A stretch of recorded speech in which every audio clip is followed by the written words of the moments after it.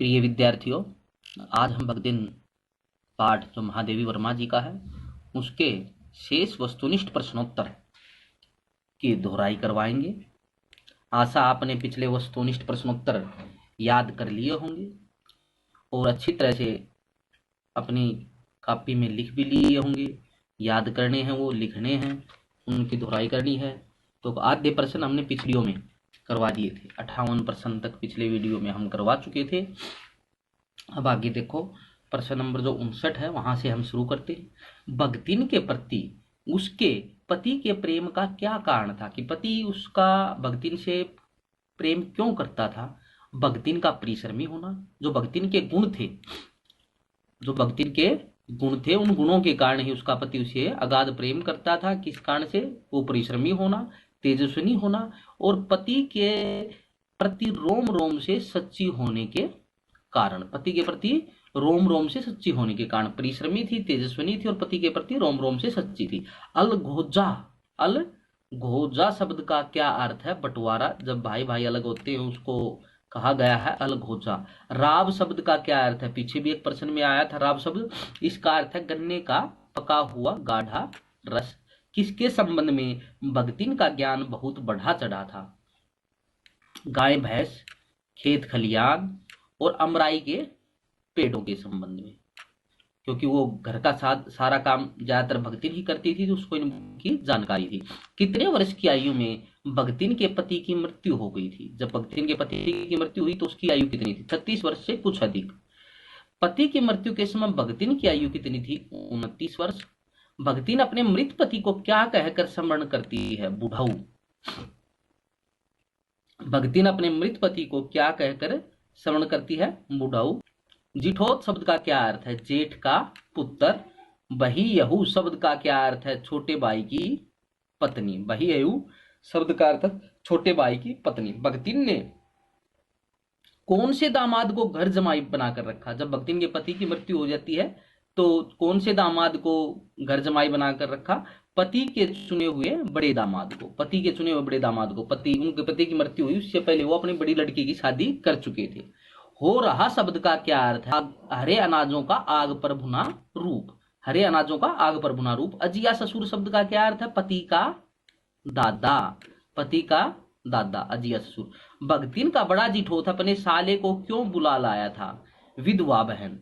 भगतिन की जो बड़ी पुत्री थी वो भी विधवा हो चुकी थी, जिसके पति को घर जमाई रखा था भगतिन ने, उसके विधवा होने पर विधवा बहन भगतिन की बड़ी पुत्री के गठबंधन के लिए। भगतिन के बड़े जिठोत का साला क्या काम करता था? तितरबाज था, तितर लड़ाने का काम करता था। भगतिन की विधवा पुत्री के कमरे में किसने जबरदस्ती घुसकर द्वार बंद कर लिया था? भगतिन के बड़े जिठोत के साले ने, जो तितरबाज था, उसने ही। पंचायत ने क्या फैसला सुनाया? दोनों को पति पत्नी के रूप में रहने का। दोनों कौन? भगतिन की विधवा पुत्री और बड़े जिठोत के साले को। भगतिन की विधवा पुत्री ने किस कारण अपना होंठ काट कर लहू निकाल लिया? अपमानित होने के कारण। भगतिन ने कैसे नेत्रों से गले पड़े दामाद को देखा? आग्ने नेत्रों से। लगान न चुकाने पर भगतिन को जमींदार ने क्या सजा दी थी? दिन भर कड़ी धूप में खड़ा रखा था। भगतिन गांव को छोड़कर किस विचार से शहर आई थी? कमाई के विचार से। किस विचार से? कमाई के विचार से। भगतिन जब शहर आई तो उसकी घुटी हुई चांद किससे ढकी हुई थी? घुटी हुई चांद किससे ढकी हुई थी? मोटी मैली धोती से।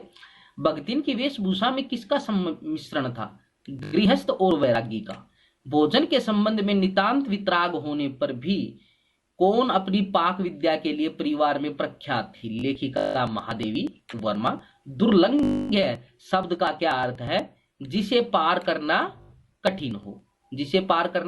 कठिन हो। अपने कमरे में बिछोने में पड़कर नाक के ऊपर खुली पुस्तक स्थापित कर लेखिका चौके पर पीढ़े पर आसीन किस अनधिकारी को बोलने का प्रयास करने लगी? तो पीढ़े पर आसीन कौन अनधिकारी थी? भगतिन थी। भगतिन को बोलने का प्रयास करने लगी। भगतिन ने महादेवी की थाली में कितनी रोटियां रख दी थी? पहली बार जब भगतिन ने भोजन पकाया तब की बात है ये।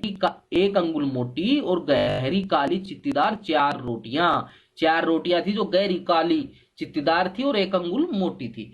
तुषारापात शब्द का क्या अर्थ है? ओले बरसाना। हतबुद्धि शब्द का क्या अर्थ है? हतबुद्धि शब्द का अर्थ है जिसकी बुद्धि या विचारने की शक्ति मारी गई हो। भगतिन के अनुसार उसकी पाक कुशलता के विषय में किस किस ने मौखिक प्रमाण दे डाले थे? पाक कुशलता, पकाने की कुशलता, भोजन पकाने की कुशलता के विषय में किस किस ने पहले प्रमाण दिए थे? भगतिन जो लेखिका को बताती थी उसके ससुर, पीतिया ससुर, अजिया सास आदि ने। लेखिका क्या पढ़ते पढ़ते शहर और देहात के जीवन में अंतर पर विचार किया करती थी? लेखिका क्या पढ़ते पढ़ते शहर और देहात के जीवन में विचार किया करती थी? न्याय सूत्र पढ़ते पढ़ते। लेखिका क्या पढ़ते पढ़ते? न्याय सूत्र पढ़ते पढ़ते। लेखिका के अनुसार भगतिन का स्वभाव कैसा बन चुका था? दूसरों को अपने मन के अनुसार बना लेने और स्वयं के स्वभाव में कोई परिवर्तन नहीं। भगतिन का स्वभाव ऐसा था, दूसरों को तो अपने मन के बना लेती थी लेकिन अपने व्यवहार में वो कोई परिवर्तन नहीं करती थी। भगतिन के प्रभाव में लेखिका आज क्या बन चुकी है? देहाती या देहाती। भगतिन के प्रभाव के कारण लेखिका महादेवी वर्मा देहातिन बन चुकी है। लेखिका के अनुसार किसको शहर की हवा नहीं लग पाई? किसको शहर की हवा नहीं लग पाई? भगतिन को शहर की हवा नहीं लग पाई। शहर की कौन सी मिठाई भगतिन के पोपले मुंह में प्रवेश करने का सौभाग्य नहीं प्राप्त कर सकी? रसगुल्ला। शहर की कौन सी मिठाई? रसगुल्ला। भगतिन महादेवी के इधर उधर पड़े पैसे रुपयों को कहाँ रखती थी? भंडार घर की किसी मटकी में। कहाँ रखती थी? भंडार घर की किसी मटकी में रख देती थी। भगतिन महादेवी के इधर उधर पड़े रुपयों को कहाँ रखती थी? भंडार घर की मटकी में रखती थी। भगतिन के अनुसार कुछ चोरी और कुछ झूठ तो किस में भी होगा? भगतिन के अनुसार कुछ चोरी और कुछ झूठ तो किस में भी होगा? धर्मराज महाराज में भी होगा था। लेखिका को स्त्रियों का क्या करना अच्छा नहीं लगता था? सिर घुटाना। क्या अच्छा नहीं लगता था? सिर घुटाना था, सिर मुंडवाना। लेखिका ने किसको सिर घुटाने से रोकने का प्रयास किया था? भगतिन को। किसको रोकने का प्रयास किया था? भगतिन को। तीर्थ गए मुंडाए सिद्ध, यह पंक्ति किसने उच्चरित की है? भगतिन ने। भगतिन अपना चूड़ाकर्म हर सप्ताह किस वार को करवाती थी? बृहस्पतिवार को। सिर मुंडवाने का काम बृहस्पतिवार को। भगतिन का चूड़ाकर्म हर सप्ताह कौन करता था? एक दरिद्र नापित। नापित का मतलब नाई, गंगा जल से धुले उस्त्रे द्वारा। एक दरिद्र नापित गंगा जल से धुले उस्त्रे द्वारा। भगतिन बिना पढ़े ही पढ़ने वालों की क्या बन गई थी? गुरु।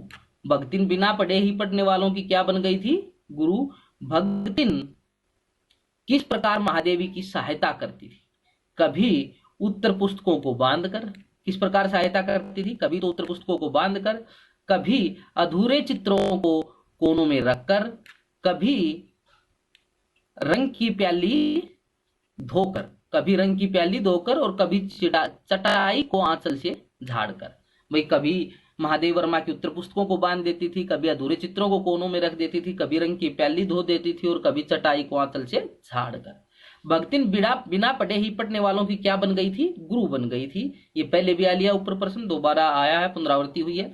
लेखिका की किस पुस्तक के प्रकाशित होने पर भगतिन के मुख पर प्रसन्नता की आभा कैसे छा जाती थी? लेखिका की किसी पुस्तक के प्रकाशित, जब भी लेखिका की कोई नई पुस्तक प्रकाशित होती थी तो भगतिन किस प्रकार से खुश होती थी?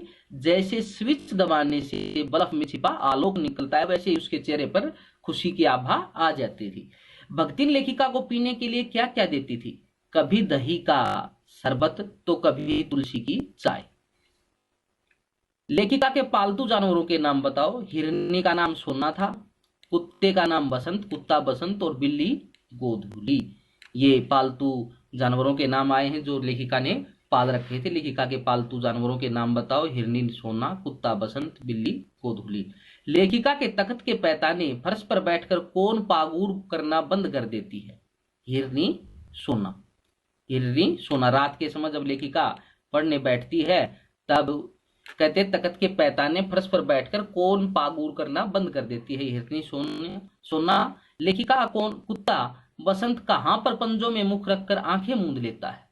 लेखिका कुत्ता बसंत कहां पर पंजों में मुख रखकर आंखें मूंद लेता है? छोटी मचिया पर। महादेवी वर्मा के तकिए पर कौन सिकुड़ कर सो जाया करती थी? बिल्ली गोधूली। कौन? बिल्ली गोधूली। किसके भूत ने वीरता के स्थान पर पलायन वृत्ति जगा दी थी? युद्ध के भूत ने। किसके भूत ने? युद्ध के भूत ने। युद्ध के समय भक्ति ने महादेवी से कहां चलने का अनुरोध किया था? गांव चलने का अनुरोध किया था। भक्ति ने अपने पास कितने रुपए होने की बात महादेवी को बताई? 5 बीसी और 5 रुपया। 5 बीसी और 5 रुपया। 5 बीसी का मतलब 1 रुपया और 5 6 रुपये हुई। इस हिसाब से लेखिका भक्तिन को क्या कहना असंगत मानती है? नौकर कहना असंगत मानती है। लेखिका भक्तिन को क्या कहना असंगत मानती है? नौकर कहना असंगत मानती है। भक्तिन कारागार या कारावास से किस प्रकार डरती थी? यमलोक की तरह। किस प्रकार डरती थी? यमलोक की तरह। तो इस तरह से आपके भक्तिन पाठ के वस्तुनिष्ठ प्रश्न समाप्त होते हैं। आप इन सभी प्रश्नों को अपनी कापियों में लिखोगे, याद करोगे। इसी के साथ इस वीडियो की समाप्ति होती है। धन्यवाद।